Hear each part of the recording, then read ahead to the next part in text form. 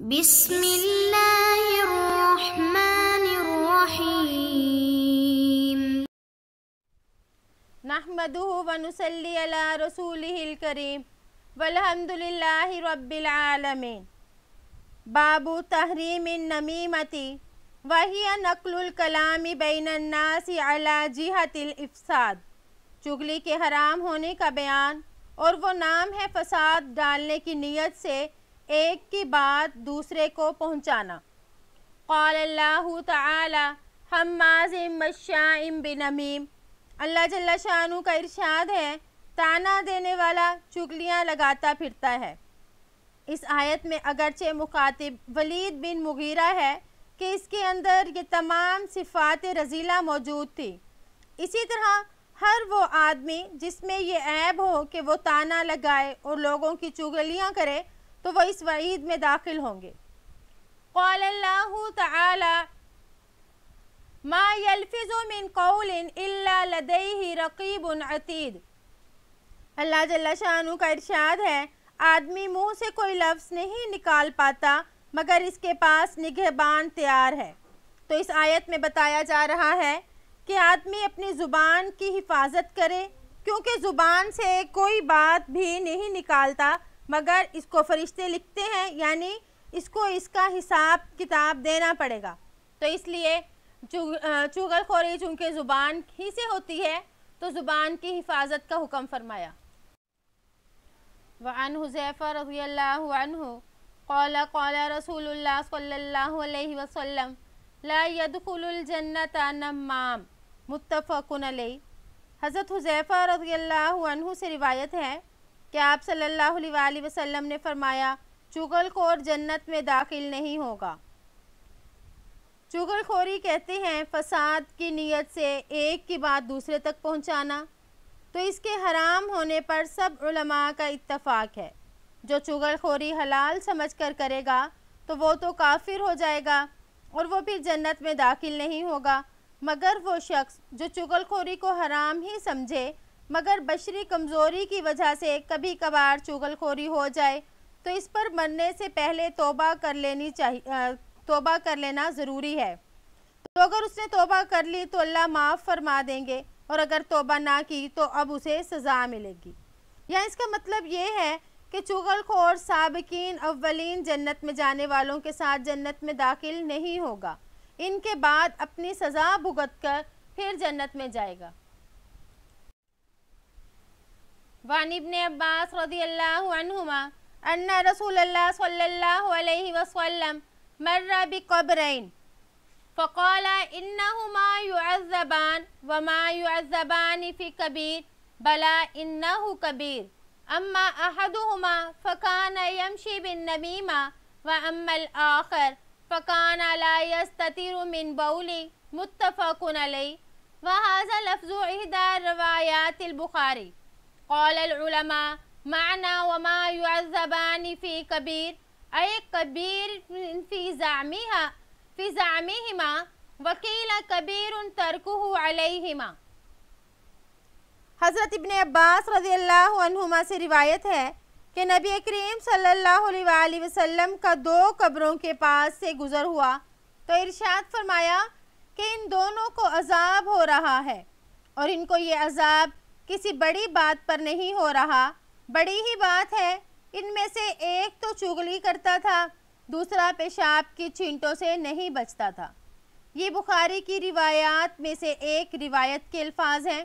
علماء نے کہا ان کو کسی بڑی بات میں عذاب نہیں ہو رہا، اس کا مطلب یہ ہے کہ ان کے خیال میں وہ کوئی بڑی بات نہیں تھی، اور بعض نے کہا بڑی بات سے ہے کہ وہ یہ کہ ان کا چھوڑنا زیادہ مشکل بات نہ تھی۔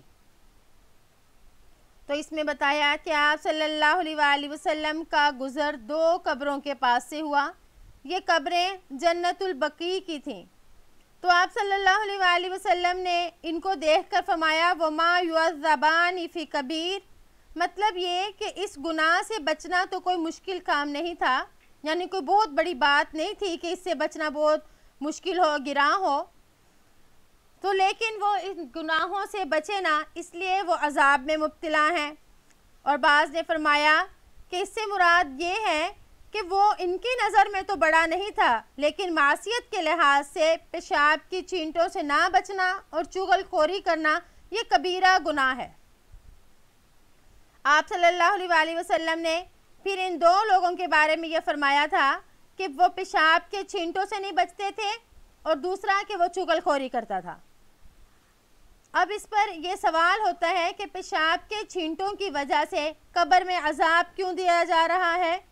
تو قبر میں اس کی وجہ سے اس لیے عذاب دیا جاتا ہے کہ پاکی عبادت کی پہلی سیڑھی ہے، اور پھر یہ آخرت کی پہلی منزل ہے، کیونکہ نماز کے لیے دیکھیں پاکی ضروری ہے، طہارت ضروری ہے، اور اگر نماز نہیں ہوئی تو قیامت میں سب سے پہلے نماز ہی کے متعلق سوال ہوگا۔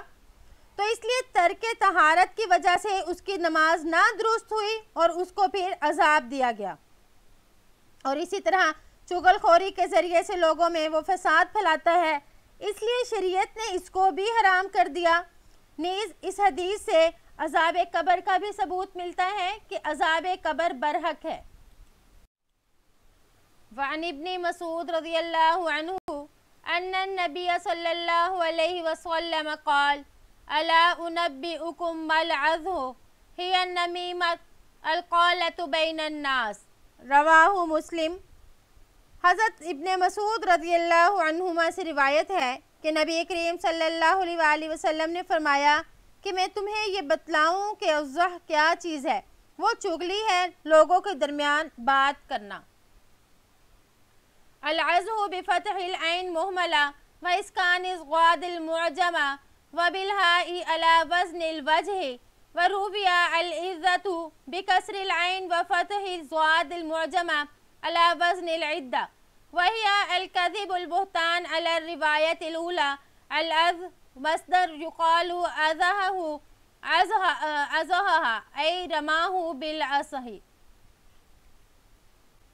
عظہ عین پر زبر، صاد ساکن، ہا بر وزن وجہ، اور یہ عظہ بھی مروی ہے، عظہ بھی مروی ہے، یعنی عین کے نیچے زیر، صاد پر زبر، بر وزن عدہ، یہ جھوٹ اور بہتان کو کہتے ہیں۔ پہلی روایت کے مطابق یعنی عظہ مصدر ہے، کہا جاتا ہے عظہ یعنی اسے جھوٹ کے ساتھ محتم کیا یا اس پر بہتان باندھا۔ تو اس حدیث میں بھی چغل خوری کی مذمت بیان کی جا رہی ہے۔ علماء فرماتے ہیں کہ چغلی سے اہل محبت اور اہل تعلق کے درمیان نفرتیں پیدا ہوتی ہیں، اس سے دلوں میں بغض اور نفرت کے شعلے بھڑک کر لڑائیاں شروع ہو جاتی ہیں، اور چند افراد کی لڑائیاں خاندانوں کو لے بیٹھتی ہیں، تو چغل خور سراسا شگوفہ چھوڑتا ہے اور یہاں کی بات وہاں پہنچا کر جنگ و جدال کی آگ کو سلگا دیتا ہے۔ اور یہ بات صرف دنیا میں ختم نہیں ہو جاتی بلکہ قبر میں بھی عذاب کا باعث بن جاتی ہے، جیسے کہ اس سے پہلے والی روایت میں بھی ہمیں معلوم ہوا۔ تو اس لیے اس بڑے برے گناہ سے بچنا چاہیے۔ باب النہی عن نقل الحدیث وکلام الناس الی ولاۃ الامور اذا لم تدعو الیہ حاجۃ کخوف مفسدۃ ونحوها۔ لوگوں کی باتیں بلا ضرورت حکام تک پہنچانے کی ممانعت، تاہم بگاڑ یا کوئی نقصان وغیرہ کا خطرہ ہو تو پھر جائز ہے۔ قال اللہ تعالی، اللہ جل شانہ کا ارشاد ہے، وَلَا تَعَاوَنُوا عَلَى الْإِثْمِ وَالْعُدْوَانِ، گناہ اور زیادتی پر ایک دوسرے سے تعاون مت کرو۔ اثم گناہ کو کہتے ہیں، خواہ وہ حقوق اللہ سے متعلق ہو جیسے عبادات وغیرہ، یا حقوق العباد،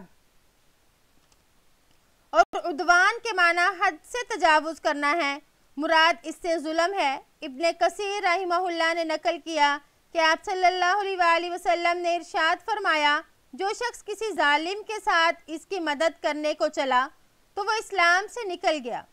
اسی وجہ سے سلف صالحین نے ظالم بادشاہوں کی ملازمت اور کوئی عہدہ قبول کرنے سے بھی احتراز کیا۔ اور علامہ آلوسی رحمہ اللہ فرماتے ہیں کہ آپ صلی اللہ علیہ وآلہ وسلم نے ارشاد فرمایا، قیامت کے دن آواز دی جائے گی کہ کہاں ہیں ظالم لوگ اور ان کے مددگار، یہاں تک کہ وہ لوگ جنہوں نے ظالموں کے دوات قلم کو بھی درست کیا ہے، وہ بھی سب ایک لوہے کے تابوت میں جمع کر کے جہنم میں ڈال دیے جائیں گے۔ تو اس میں یہ پتہ چلا کہ ہمیں ظلم بھی نہیں کرنا چاہیے اور اسی طرح ظلم جو لوگ کرتے ہیں ان کا ساتھ بھی نہیں دینا چاہیے. وفی الباب الاحادیث السابقۃ فی الباب قبلہ، گزشتہ باب والی احادیث بھی اسی مضمون کے متعلق ہیں. وعن ابن مسعود رضی اللہ عنہ قال قال رسول اللہ صلی اللہ علیہ وسلم لا يبلغني احد من اصحابی عن احد شیئا فإنی احب ان اخرج الیکم وانا سلیم الصدر. حضرت ابن مسعود رضی اللہ عنہ سے روایت ہے کہ نبی کریم صلی اللہ علیہ وآلہ وسلم نے فرمایا میرے صحابہ میں سے کوئی شخص کسی کی بات مجھ تک نہ پہنچائے، اس لیے کہ میں اس بات کو پسند کرتا ہوں کہ میں تمہارے درمیان سے اس حال میں نکلوں کہ میرا سینہ صاف ہو. اصحابی یہ صاحب کی جمع ہے بمعنی ساتھی، دوست. تو نبی کریم صلی اللہ علیہ وآلہ وسلم کے ساتھیوں کے ساتھ یہ لفظ خاص ہے. یہ باب سامعہ یسمعو سے مستعمل ہے، یعنی صاحبہ یصحبو صحباً. آپ صلی اللہ علیہ وآلہ وسلم نے فرمایا لا یبلغنی احد من اصحابی، یعنی مجھے میرے صحابہ کے متعلق کوئی بات نہ پہنچائے. مطلب یہ کہ ایسی بات جس کو ناپسند کرتا ہوں، ایسی بات جس کا نقصان ان کو پہنچے، ایسی باتیں صحابی کی مجھ تک نہ پہنچائیں. نیز اس حدیث سے یہ بھی معلوم ہوتا ہے کہ لوگوں کی غلطیوں سے درگزر کرنا چاہیے. اس سے مسلمانوں کی اجتماعی سلامتی اور قوت مضبوط ہوگی. نیز اس حدیث سے علامہ نووی رحمہ اللہ نے استدلال کیا کہ بلا ضرورت لوگوں کی ناپسندیدہ باتیں حکام بالا تک نہ پہنچائی جائیں. اس میں کتنے پیارے اخلاق کی دعوت دی کہ بلا ضرورت، یعنی جس میں کسی کو کوئی سدھارنا مقصود نہ ہو، اس طرح کی اگر کوئی مجبوری نہیں یا کوئی اور ضرورت نہیں ہے تو پھر حکام بالا تک یہ چغلیاں ہی ہوں گی. اگر حکام بالا تک اس بات کو پہنچایا جائے تو یہاں یہ غیبت ہوگی یا چغلی ہوگی. تو اس لیے آپ صلی اللہ علیہ وآلہ وسلم نے اس سے منع فرمایا. اللہ تعالیٰ سے دعا ہے کہ اللہ پاک ہمیں زبان کے ہر گناہ سے بچائے، ہمارے دلوں کو صاف رکھے، ہمارے تمام اعمال ایسے ہوں جو اللہ اور اس کے رسول کو پسند ہو. امید ہے کہ آپ کو آج کا سبق سمجھ آ گیا ہوگا. السلام علیکم ورحمۃ اللہ وبرکاتہ.